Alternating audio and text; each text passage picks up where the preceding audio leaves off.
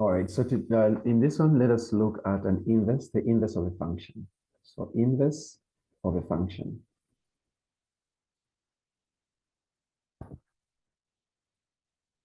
So I'll just, or you can talk inverse function. The inverse function or inverse of a function is the same thing. So now looking at the word inverse just means opposite. Okay. Okay. So inverse means opposite. So yeah, if it's right, the opposite of right is left, isn't it? So if we have f of x, so if we have been given f of x is equal to, let's try this example, 2x minus 7. So what's the opposite of this? Now you know that f of x is the same as y. So you let f of x be equal to y. So just let f of x be equal to y. Then you're going to say y is equal to 2x minus 7, right? Now, inverse means opposite, meaning wherever there's x, put y, wherever there's y, put x. So we're going to say this is x is equal to 2y minus 7, right? Then all now you need to do after swapping this, you now need to make y the subject to the formula. Then whatever you find will be the inverse function. So now let's make y the subject to the formula here. So to make y the subject to the formula, we can say this is the same as 2y minus 7 is equal to x, right? Then we can say 2y. So I can't see the screen.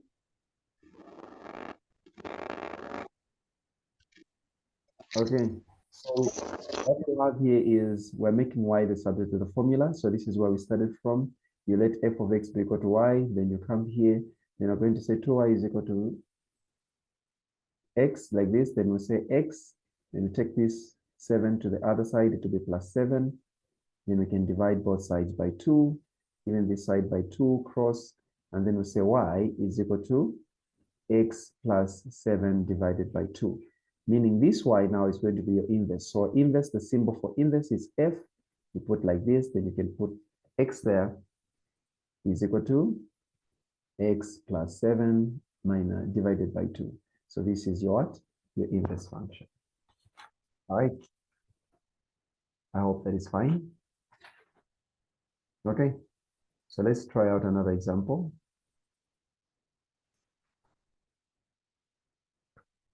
If they give us to say find the inverse function, all right? So given that f of x,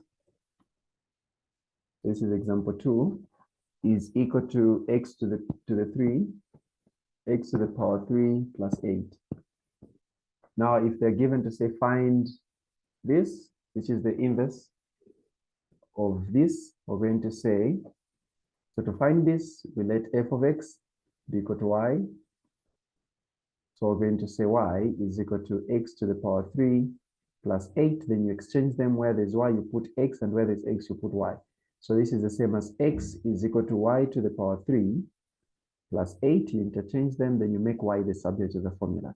So this is just the same as saying y to the power 3 plus 8 is equal to x, right? I'm just changing them. So this would be y to the power 3 is equal to x minus 8, right? Then at this point, we can just find the cube root, even this side, the cube root, then these will cancel one another. So we have y is equal to the cube root of x minus 8. This is our inverse function. So in conclusion, you put the inverse function like this, the symbol is equal to, you say the cube root of x minus 8. Then you leave it in this format. Okay. So you can try out this one. Let me check out. Okay, so we have y is equal to, okay, let's just say we've been given y is equal to, but usually they'll give you f of x, square root of x plus 2, then we say minus 5, right? So the same thing we're going to do, we let f of x, y is equal to f of x, of which here we already have y. So we just go straight ahead and swap where there's x, we put y. So this is the same as x is equal to the square root of y plus 2. Then we say this minus 5 is not in the square root. So at this point, we need to get rid. So we can just say this is the same as the square root of y plus 2 and we have a minus 5 here, isn't it? Is equal to x. So we can take this minus sign to the other side. So we have the square root of y plus 2 is equal to x plus 5, right? Like this. Then what do we need to do in order for us to get rid of this? We need just to square root, right? We square this and we square this, right? So meaning we have y plus 2, because these two cancel, this and this square root will cancel. We have y plus 2 is equal to what? X plus 5 squared. So we can get rid, this is the same as y is equal to what? So we can take this 2 to the other side, x plus 5 squared. And then we have plus minus 2. So you can leave it in this format, or if you want, you can break this down. You know, this is just the same as you can say x plus 5 multiplied by x plus 5, of which you can FOIL this x squared. Then you do that, you can define that expression. If you want, you can just leave it here because it's the same thing. So therefore, our inverse function, f inverse of x, will be what? X plus 5 squared minus 2. So this is your f inverse of x. All right, let's do another example quickly. What if we have, okay, maybe let this be the last one. F of x is equal to 3x minus 7 divided by 4x plus 3. It's the same thing, you let y be equal to f of x. So say y is equal to 3x minus 7 divided by 4x plus 3.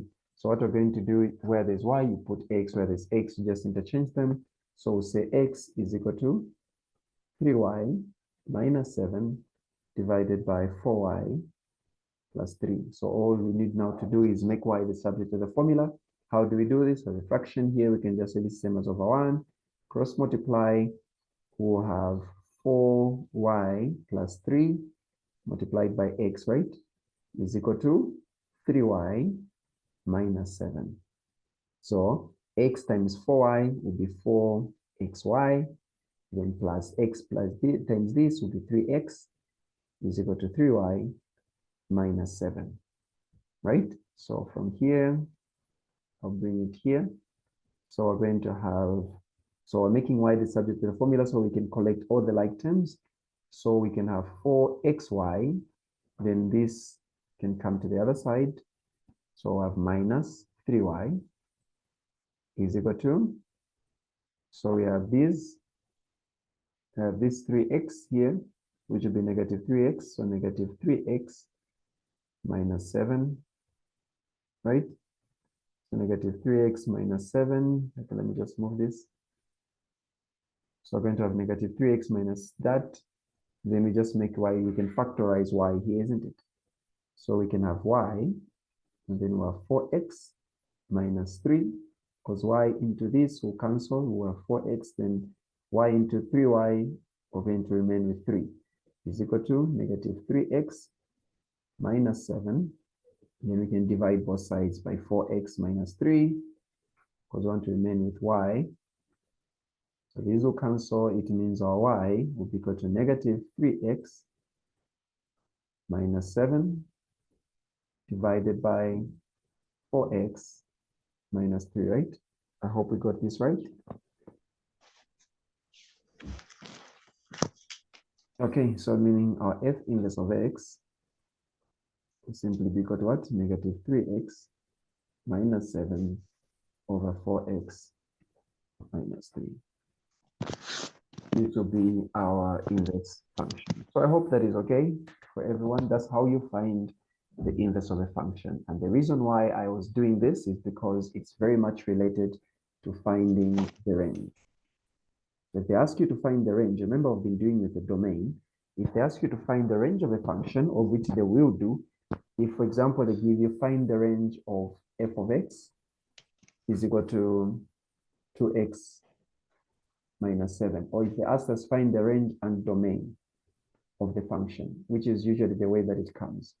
So the range of the domain, so the domain here, we know that the domain will simply be equal to all real numbers, right? The domain is equal to He wants me to send you some. all real numbers, isn't it? So we're going to say the domain will be equal to x is such that x is a member of real numbers and that x is a member of real numbers, right? That's all. We don't have any condition attached. Now, what about the range? So to find the range, the first thing that you need to do is find the inverse of a function. So you first find the inverse of a function, then after finding the inverse of the function, then you go ahead now and find the same way that you found the domain. So if we have this, so we go ahead and find the inverse function, y is equal to 2x minus 7.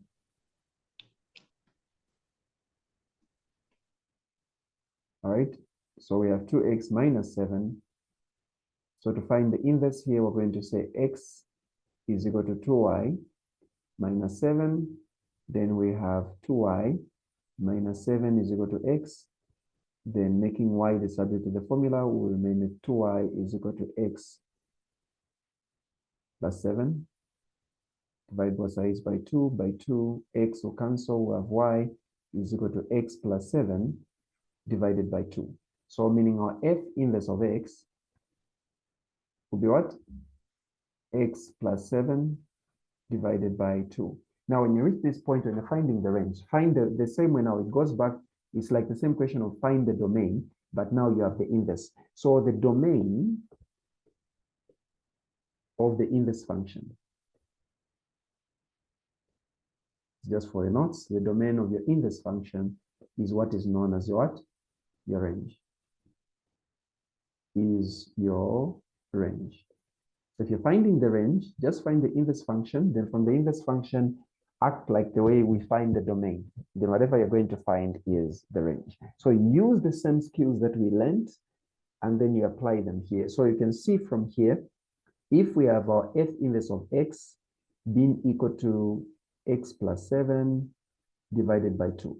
What's going to be our range here? It's like we're finding the domain. So our range will therefore be equal to, so in your mind, you're knowing you're just finding the domain, right? Of this. So the domain of this is just x is such that x is a member of all real numbers. So meaning it's running from infinite to positive infinite. Then you'd been done. So remember, find the inverse. And after finding the inverse, you go ahead now and find the same way that we're finding the domain. That is how you find the range of a function. So I hope that was clear. With every other scenario, whether you've been given the square root, you have been given whatever, do the same thing. The answer you're going to find the domain of that function, and that will be your range. Okay. So maybe we can do one last example. So if they give us f of x is equal to x plus the square root of x plus 2 minus 5, and they ask you to find the domain and the range. So to find the domain, you know, you just get the inside part, and then we're going to say this should be greater than or equal to 0, meaning x should be greater than or equal to -2. This is your domain. So your domain will be x is such that x is a member of real numbers, and that x should be greater than or equal to what? -2. This is your domain. But what about the range? The range, remember, you get the inverse. Then after getting the inverse, you find the values of y. And then I must emphasize that when you're finding the inverse, you don't put x is such that. You're going to say y is such that y is a member of real numbers, because now here we're looking at the inverse, which are the output. Okay, so you don't put it in form of this. So you're finding like the way we found the range, the domain, but then you're not using the x values. You're going to say y is such that, then you put it in this format. So let us find the range of this. So we first need to find the domain, of which I believe we did this example. What is the inverse function we found for this? Anybody? What is the inverse function we found? You can just check your note, the previous one if you're writing. So we had found the inverse function of this. So of which it was equal to, you said x squared? X plus 5 squared. Minus 2. Minus 2. All right. So we had this, right? Of which we said This is just the same as saying x plus 5 and x plus 5, isn't it? Then you have the minus 2. So what we need to find is simply the domain. And to find the domain of this, okay, this is the same as y is equal to this. So to find the domain here, we can see that this is a polynomial function. So therefore, it's all real numbers. So here we're going to say y. It starts that y is a member of real numbers. That's all. So you apply the same aspect knowledge that you have on the domain, but now you use the y values. So when you reach this point after you found your inverse function, pretend like you're finding the domain, but you know you're finding the range, so it should be in terms of this. All right, so other than this, we are done.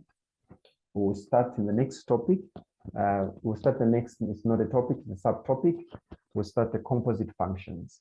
All right, so we'll do composite functions in the next class. So we'll do composite functions, then we'll also do the other type of a function.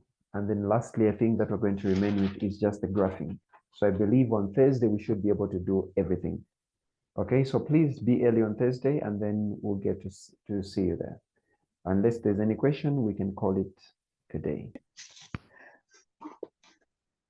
Blessed God, our dear Heavenly Father in heaven, we thank you for this day. Thank you for the breath of life that's granted unto us by dear Heavenly Father.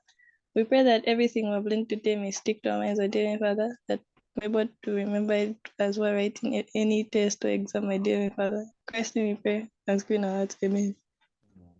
All right, guys, have a lovely day and we'll see you on Thursday. Tomorrow we'll meet for economics.